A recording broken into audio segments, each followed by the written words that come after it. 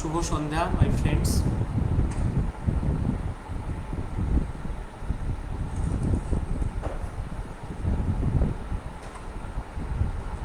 Hope I am audible and visible.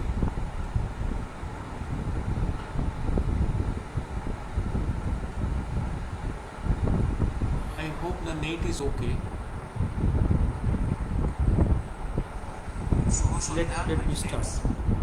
Let me mute my handset. Okay. Saikat, thank you. আজকে তিনটে পার্টে আমি Facebook করব। তিনটে পার্টে তিনটে সাবজেক্ট নিয়েছি, প্রতিটা অল্প অল্প সময় করে অ্যারাউন্ড 15 মিনিটস করে বলে আমি গ্যাপ দেব, হয়তো 1-2 মিনিটের গ্যাপ দেবো। 3 minute please don't go away. আমি একটা করে গ্যাপ দিয়ে ডিভিশন করে করে আমি আজকে বলবো। তিনটে সাবজেক্ট বলেছি আমি আজকে। প্রথম বলবো on atom bombs on Japan. Second বলবো আমি on 14th and 15th August, the historical backgrounds, what really mean to Bharatbharsha, 14th and 15th August. Third বলবো আজকের যাদবপুর বিশ্ববিদ্যালয়ের প্রেক্ষাপটে। লেট মি স্টার্ট সৈকত। আচ্ছা, আমরা হিরোশিমা নাগাসাকির আমেরিকান অ্যাটম বোমসের অনেকগুলো দিক থেকে দেখেছি, অনেক জায়গা থেকে অনেকভাবে পড়েছি আমরা। আমি আজকে স্ট্রেট চলে যাবো একটা জায়গাতে, কারণ ইতিহাসের যে কোনো ঘটনাকে বিভিন্ন অ্যাঙ্গেলে দেখতে হয়। আমি একটা অ্যাঙ্গেল থেকে আজকে পড়ছি from the writings of justice Radhabinod Pal. Justice Radhabinod Pal the dissentient report, যে Tokyo tribunal international court of justice to try the war criminals in Tokyo, এর যে report, huge report of about 800 pages, dissentient রিপোর্টের একটা জায়গা আমি পড়ছি। উনি অন অ্যাটম বোমস হিরোশিমা নাগাসাকির অনেক কথা লিখেছেন। দুটো জায়গা আমি একটু পড়ে আমার মনে হয় যে এই জায়গাটা জাস্টিস পালের এই লেখাটা অনেকে পড়েন। আমি হিরোশিমার উপরে একটু পড়ে আমি আমি আমি আমি শুরু করি। আমি Hiroshima atomic victim number 1। On August 6, 1945, the sky over Hiroshima was clear and bright.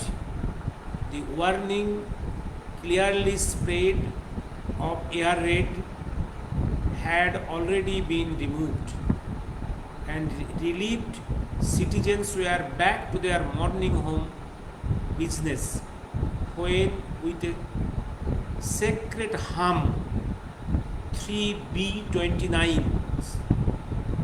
came flying 5 miles high. Suddenly, dazzling flash, huge mass of white rising clouds, tall column of fiery vapor in the midst of it, and ear-cracking explosive sounds. It was in the moment that the city of Hiroshima, as extensive as 5 miles in its diameter, was entirely destroyed. Time was 8:15 a.m. আর অনেক কিছু লেখা আছে, আমি gap দিয়ে চলে যাচ্ছি। তারপরে উনি লিখেছেন যে পুরো এরিয়াতে একটা বাড়ির চিহ্নও ছিল না, According to the immediate inspection, at that time the number of the dead amounted to 80,000, but the report of the mayor of Hiroshima, published in August 49, after a few years, it was as many as 210,000 to 240,000. It was death on this spot, and subsequently radiation effect is still now continuing after so many years, so many decades. এবার আরেকটা জায়গায় একটু পড়ছি, Nagasaki atomic victim number 2, about 10 a.m. on August 9, 1945, 2B-229 appeared in the sky over the city of Nagasaki. We suppose the enemy used a new type of bomb, but the damage was inspected to be very little. The West District headquarters announced that afternoon. It was 3 days after that immediate destruction of Hiroshima by the same new type of bomb. The damage was very little, but in reality, within a radius of 2 to 4 miles around Iragami, the bursting center, no trace of living creatures, no carcass of buildings, not even the buildings, no carcass of buildings was to be found. All building materials melted and went into dust. And the immediate death was 73,900. And this Hiroshima and Nagasaki bombings, Justice Paul took into consideration as a war crime. What is this verdict? There was 11 judges in this international tribunal to try the war crimes. Everyone's judgment was accused Japan is criminal, to be punished. Punishment they awarded. Only dissentient report was submitted by Justice Paul. What he told? Yes, in the Second Great War, there are crimes, and crimes from both sides.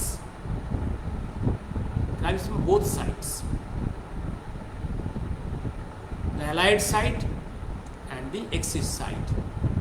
All sides criminal. But only the Japanese has committed one single extra crime. That is, their crime is they have been defeated. No other difference.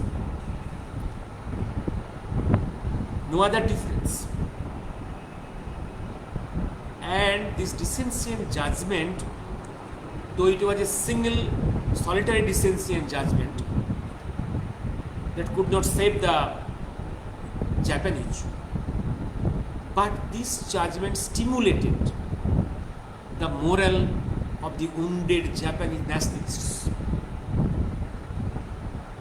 And subsequent this dissentient report was praised by many international lawmakers and law experts all over the world as a very supreme act of a judge. And many times in the international plane, it has been quoted, in judgment has been quoted.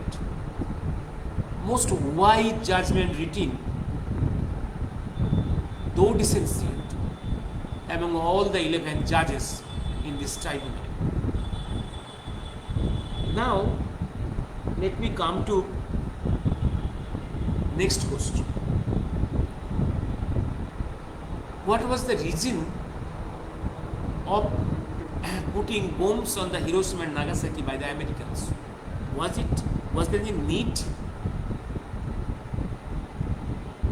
It is usually এটা প্রায় বলা হয়ে থাকে, ইংরেজি বলছি, এটা প্রায় বলা হয়ে থাকে যে জাপানের যুদ্ধ থামানোর জন্য, জাপানকে হঠাৎ থামিয়ে দেওয়ার জন্য, বিশ্বযুদ্ধ থামানোর জন্যে, মানবতার ভালোর জন্যে আমেরিকা হিরোশিমা নাগাসাকিতে বোম্বিং করে জাপানকে স্তব্ধ করেছিল। এটাই লোককে বোঝানো হয়, পড়ানো হয়। এর থেকে মিথ্যে কথা আর হয় না। এর থেকে মিথ্যে কথা আর হয় না। কারণ জাপান বহু আগে থেকেই, প্রায় 1 বছর আগে থেকেই তার রিট্রিট শুরু করে দিয়েছে ফ্রম অল ফ্রন্টস,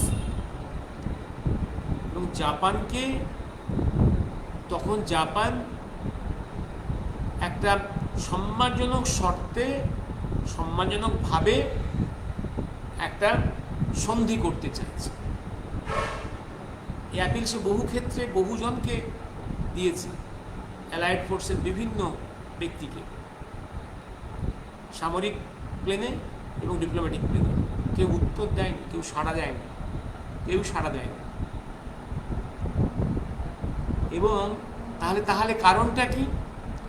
এবং কিছু লোক বলে নাকি তার যে দুটো অ্যাটম বোমস তৈরি করেছে অনেক পয়সা খরচ করে, তার টেস্টিং বাকি ছিল, তার বিধ্বংসী শক্তি কতখানি সেটা দেখার জন্যে তার একটা টেস্টের প্রয়োজন ছিল। ভাই, তুমি তো নাভাডার ডেজার্টের টেস্ট করেছো, সে বিধ্বংসী প্রমাণ কতখানি তুমি তো প্রমাণ পেয়ে গেছো। না, তুমি লক্ষ লক্ষ মানুষকে খুন করে পৃথিবীকে আতঙ্কিত করতে চেয়েছো। দেখো তোমার হাতে কত বড় মারণ শক্তি এসে গেছে, তুমি গোটা পৃথিবীকে ভয় দেখাতে চেয়েছো। সেই ভয় দেখানোটা তুমি করলে ওই বিধ্বস্ত জাপানের দুটো সিটিতে। তুমি পৃথিবীকে দেখাতে তুমি কত বড় শক্তিমান, উনি শক্তিমান। আর এটাও তো সত্যি কথা, তুমি, কারণ তোমার সঙ্গে রাশিয়ার দ্বন্দ্ব শুরু হয়ে গেছে বহু আগে থেকে, তুমি তাকেও দেখাতে চাইলে দেখো আমার হাতে এই মারণাস্ত্র এসে গেছে।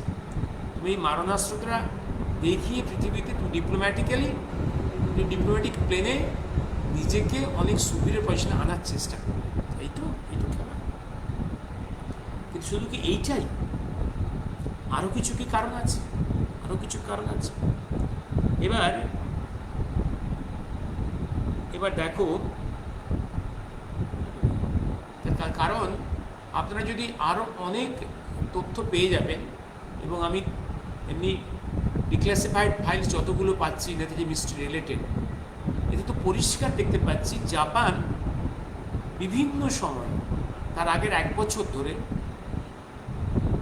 জাপানের অ্যালাইড ফোর্সের বিভিন্ন জেনারেলসদের, সামরিক অধিকর্তা এবং ডিপ্লোম্যাটিক প্লেন্সে অ্যাপিল পাঠিয়েছে একটা সম্মানজনক শর্তে যুদ্ধ শেষ করার জন্য।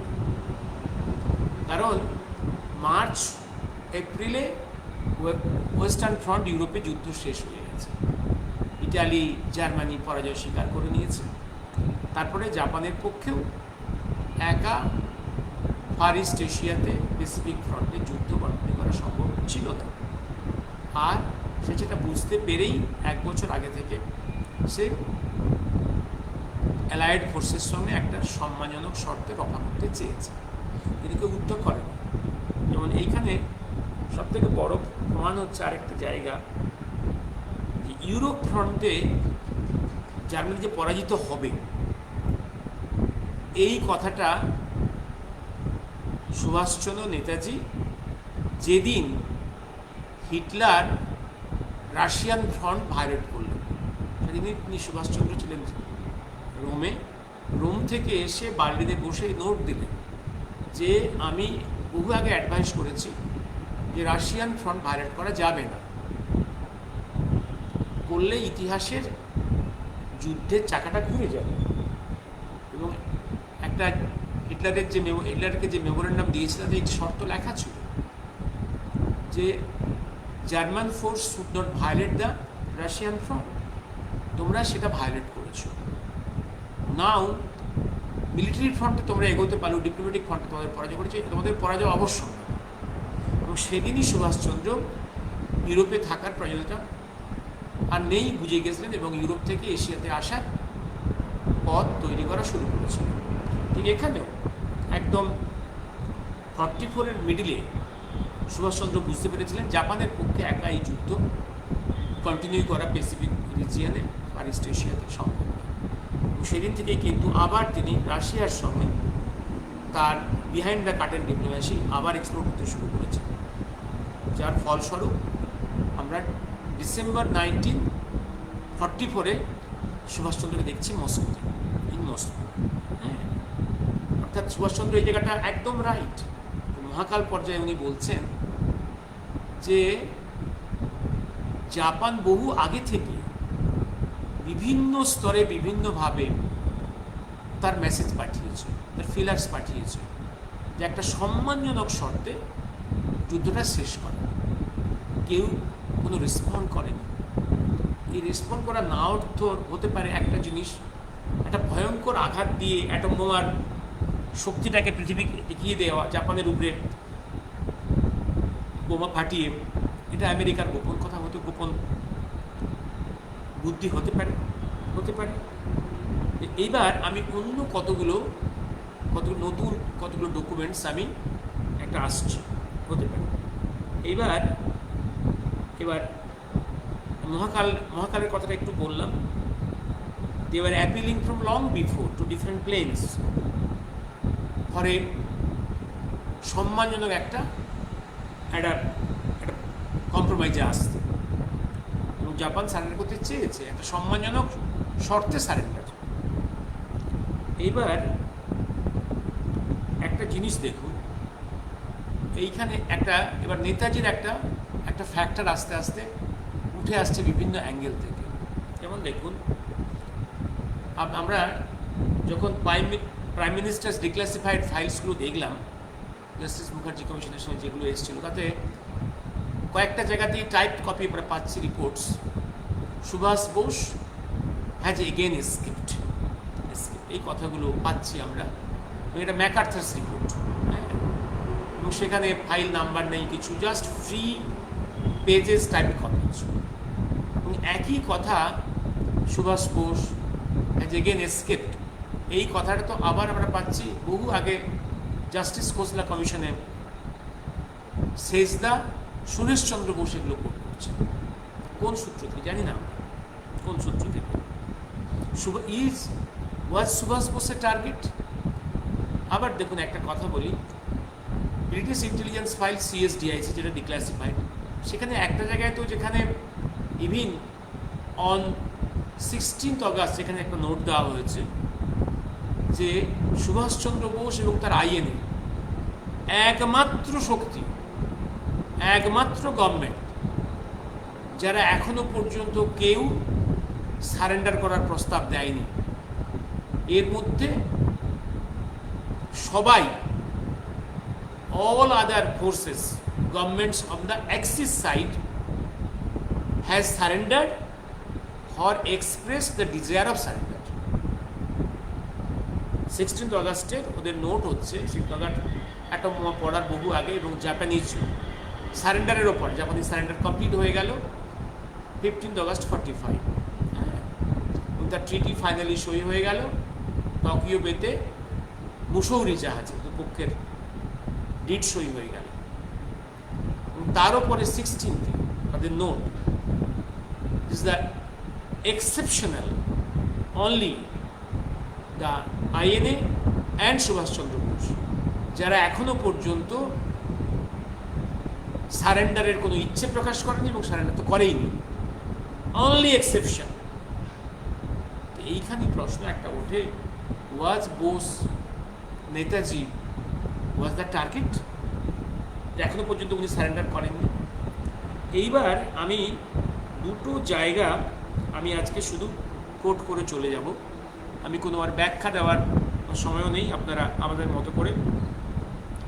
আমি একটা জায়গা আসছি, আমি একটা বহু আগে আমার কাছে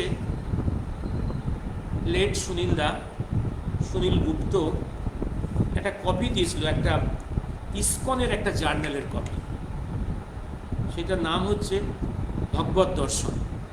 ভাগবত দর্শনের বহু আগে সেটা আমি হারিয়ে ফেলেছি, একটা কপি দিয়েছিল। That was the third issue of the 6th year of publication, the English journal ভাগবত দর্শন আন্ডার ইসকন, এটা আমেরিকাতে পাবলিকেশন। হ্যাঁ, এইটা আমি নিজেটা ওই কপিটা হারিয়ে ফেলেছি। লাকিলি নেতাজি রিডিসকভার কানাইলাল বসু তার বইয়ে এই আর্টিকেলটা প্রিন্ট করে রেখে গেছে। এটাই আর এই জন্য আমরা আমরা আমরা পেয়ে গেলাম আর্টিকেলটা। এবং আমি জানি এই কানাইলাল বসু উনি একদম সুনীলদের হাত থেকে এই কপিটা পেয়েছিলেন। এবং এই কানাইলাল বসু হচ্ছে আনন্দবাজার পত্রিকার যে ইন্টেলেকচুয়াল ফাউন্ডার, এবিপির ফাউন্ডার, তার ভাগনা। এবার এই ইস্কনের আমি একটু লাইন পড়ে শোনাই। যে এই জার্নালটাতে আমি বহু আগে এই কটা পাতা ফেসবুকে আপলোড করেছিলাম, সৈকতের মনে আছে বোধহয়। এই পাতাটাতে কয়েকটা লাইন পড়ে শোনাচ্ছি। হেডলাইনটাই হচ্ছে 5 lakhs murder for a single person. অর্থাৎ এখানে কানাইবাবু যে হেডলাইনটা দিয়েছে, এই আর্টিকেলটার, এই ভাগবত দর্শনের আর্টিকেলের এসেন্স বেস করে এটা লিখেছে যে নেতাজি সুভাষচন্দ্রকে টার্গেট করেই ওরা বোমাগুলো ফেলেছিল। দেখো, ইসকনের একটা মুখপাত্র আমেরিকাতে ইন সার্কুলেশন, সেক্ষেত্রে ইসকনের এই আর্টিকেল পাবলিশড হয়েছে এডিটোরিয়ালে। এটা এডিটোরিয়াল বোর্ডের একটু সেটা হতে পারে না। প্লাস যখন ইসকনের স্রষ্টা প্রভুপাদ জীবিত, তার ইচ্ছে ছাড়া এটা হতে পারে না। কারণ এই আর্টিকেলে কতগুলো ইম্পর্টেন্ট জায়গা আছে, এটা পড়তে গেলে অনেক সময় লেগে যাবে। আমি একটু বাংলা করেই বলে যাচ্ছি, আমি একটু ইংরেজি পড়ে যাচ্ছি। ISKCON is an international organization preaching Indian philosophy, cultural heritage and spiritual ideas among the non-Indians. They enjoy patronage of the rich Americans. They have their own magazine called Bhagavad Darshan, which serves as their mouthpiece. This is circulated in different languages all over the world. Its editorial generally relates to religious matters. An exception was noticed in the third issue of the 6th year of this publication. The editorial related to Indian politicians with special reference to Netaji Subhash Chandra and the role of the British government. Why was politics dealt with in this religious magazine? এবং এখানে অনেক ভয়ঙ্কর কথা বলা হয়েছে। নেতাজির uncompromising fight against British for the liberation, এবং এক্ষেত্রে নেতাজিকেই সব থেকে মুখ্য চরিত্র দেখানো হয়েছে ইন্ডিয়ান ফ্রিডম মুভমেন্টে। এবং একটা জিনিস একদম ইন্ডিয়ান সোকল লিডার্স সঙ্গে বিদ্রুপ করা হয়েছে। The so called Indian leaders of that time had entered into the agreement with the British that in lieu of their help to the British war efforts, India would be granted freedom and at the end of the war. On the contrary, it is only Netaji Subhash Chandra had tried এবং only Subhash Chandra যে uncompromising ওয়ারটা continue করে গেছে এবং দেশের সব থেকে ক্ষতি করে দিয়ে গেছে এই পার্টিশন। এবং ব্রিটিশ কতগুলো খারাপ লোকের হাতে ক্ষমতা দিয়ে গেছে, এই কথাগুলো বলছে এই ভাগবত দর্শনের এডিটোরিয়াল। এবং কতগুলো অপদার্থ লোকের হাতে ক্ষমতা দিয়ে গেছে এইভাবে। এবং পরিষ্কার বলছে যে ওদের কাছে প্রথমে খবর ছিল সুভাষচন্দ্র হিরোশিমাতে আছে, লুকিয়ে আছে, আর ওরা তো খুঁজছে তাকে, কম্বিং সব জায়গাতে খুঁজে বেড়াচ্ছে, সাউথ ইস্ট এশিয়া, জাপান সব খুঁজে বেড়াচ্ছে, কোথায় আছেন তিনি, কোথায় আছেন। ওরা প্রথম সন্দেহ করে যে হিরোশিমাতে লুকিয়ে আছে, দে বোম দ্যাট এরিয়া। তারপরে সন্দেহ করলো না নাগাসাকিতে আছে, দে বোম দ্যাট এরিয়া। এইটা আর্টিকেলের বক্তব্য। এখন এই আর্টিকেলের এই বক্তব্য কতখানি সত্য, কতখানি বেঠিক আমি জানি না, কিন্তু একটা জিনিস প্রভুপাদ এবং তার ইসকন আমেরিকার মাটিতে দাঁড়িয়ে একটা ইংরেজি পত্রিকাতে, এটা আমেরিকানরা পড়ছে, যার শিষ্যরা মেজরিটি রিচ আমেরিকানস, কোন সাহসে এই আর্টিকেলটা লিখব, কোন সাহসে, কোন সাহসে, এটা দেখার। আর একটা জায়গা আমি আপনাদেরকে করতে বলবো, যে এই যে অ্যাটম বোমা ছোড়ার পেছনে অনেকগুলো ফ্যাক্টর এখনো এক্স ফ্যাক্টর রয়ে গেছে, আননোন টু আস। এইটুকু আমি বলছি। আমি দেখাচ্ছি, আমি আমার নেতাজি সুভাষচন্দ্র কিছু বিতর্ক কিছু তথ্য তৃতীয় পর্বের 14th আর্টিকেলে ইসলামী দুনিয়ার আন্দোলন, গতিবেগ, ভারতের ভবিষ্যৎ, কিছু ছায়া কিছু কায়া, এই আর্টিকেলটা প্রায় 20 পাতার, দেখি এটা প্রায় 20 পাতা, হ্যাঁ,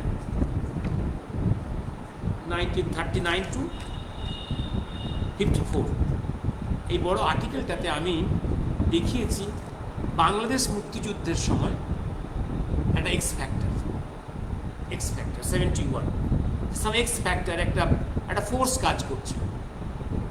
তার আগে আফগানিস্তান ইস্যুতে আমেরিকান একটা হোয়াইট পেপারে, সেখানে তারা ওই এক্স ফ্যাক্টর এবং বলেই দিচ্ছে এটা হচ্ছে মিসিং সুভাষচন্দ্র বোস, তার সন্ধান করছে। Regarding when framing the policy of White House regarding Afghanistan in late 50s, Bangladesh ওয়ারের সময়ও দেখা যাচ্ছে একটা এক্স ফ্যাক্টর তারা ভয় পাচ্ছে আমেরিকানরা। এবং তাদের আমেরিকান পেপারস যেগুলো বাংলাদেশ ওয়ারের বহু পরে 70 বাংলাদেশ ওয়ার, তার 40 years পরে ওদের দেশে কিছু ডিক্লাসিফাই করেছে, এর উপর বেশ করে কিছু আর্টিকেলস দেখা হয়েছে বিদেশে, তাকে কোট করে ইন্ডিয়াতে টাইমস অফ ইন্ডিয়া এবং স্টেটসম্যানসে আমি আসছি। এই যে বাংলাদেশ যখন লিবারেশন ওয়ার চলছে, তখন ইন্ডিয়ার নর্থে চায়না থ্রেট করেছিল, মনে আছে আপনাদের? আমরা ইন্ডিয়া আক্রমণ করব, যদি ইন্ডিয়া পাকিস্তান আক্রমণ করে আমরা ইন্ডিয়া আক্রমণ করব। আর ওদিকে বে অফ বেঙ্গলে আমেরিকান 6 ফিট ঢুকে গিয়েছিল ইন্ডিয়াকে ভয় দেখানোর জন্য, মনে আছে কথাগুলো? কিন্তু কি অদ্ভুত কথা, সেই ভেরি আমেরিকা তারা নোট দিয়ে রেখেছে, কিসিঙ্গার এবং তখন নিক্সন, এই যে জুটি, তারা দিয়ে রেখেছে নোট, যে মুহূর্তে চীনা ফৌজ ভারতের বাউন্ডারির মধ্যে ঢুকবে আমরা ইন্ডিয়াকে সাপোর্ট করব, প্রয়োজনে আমরা অ্যাটম বোমস ইউজ করব। ভাই সৈকত কিছু বুঝতে পারছো? তারা কিসের ভয় পাচ্ছে? কিসের? সাম এক্স ফ্যাক্টরকে ভয় পাচ্ছে তারা। এবং এই declassified papers relating Bangladesh liberation war, Nixon and Kissinger, তাদের উপরে আর্টিকেলস লেখা হয়েছে। টাইমস অফ ইন্ডিয়া 14 ডিসেম্বর 2011, তারপর আরও আছে যেমন তার আগে রিপাবলিক ইউএস, এরকম। আবার দি স্টেটসম্যান 17 অক্টোবর 2013, এগুলো সবই লেখা হয়েছে। ওই একটা আমেরিকান তার পলিসি তারা থ্রেট করে যাচ্ছে ইন্ডিয়াকে, they will attack India if India attacks Pakistan, but আবার বলছে যদি চায়না আর্মি ইন্ডিয়ার মধ্যে ঢুকে যায়, সেই মুহূর্তে তারা ইন্ডিয়ান এই গভর্নমেন্টকে সাপোর্ট করবে, ইন্দিরা গান্ধীকে সাপোর্ট করবে, এবং প্রয়োজনে তারা অ্যাটম বোমস ইউজ করবে। What they are afraid of জানি না। এইগুলো নিয়ে আমি আর্টিকেল লিখেছিলাম। There is some X factor, অর্থাৎ যেটা বলা হয় যে কারণে অ্যাটম বোমা ছোড়া হয়েছিল অন হিরোশিমা নাগাসাকি, তাদের সব কথা সত্যি নয়, আরও অনেক কথা বলা বাকি আছে। আমি এই বলে শেষ করি। শুভরাত্রি। একটু পরে আসবো আমি একটা জাস্ট গ্যাপ দিচ্ছি, 1-2 মিনিটের গ্যাপ দিয়ে আমি নেক্সট এটায় চলে আসবো 14 and 15 আগস্ট। আচ্ছা, আপনাদের কোনো প্রশ্ন নেই? ঠিক আছে, শুভরাত্রি। আমি নেক্সট জাস্ট একটা গ্যাপ দিয়ে চলে আসছি on the next subject of 14th and 15th August. What really history tells.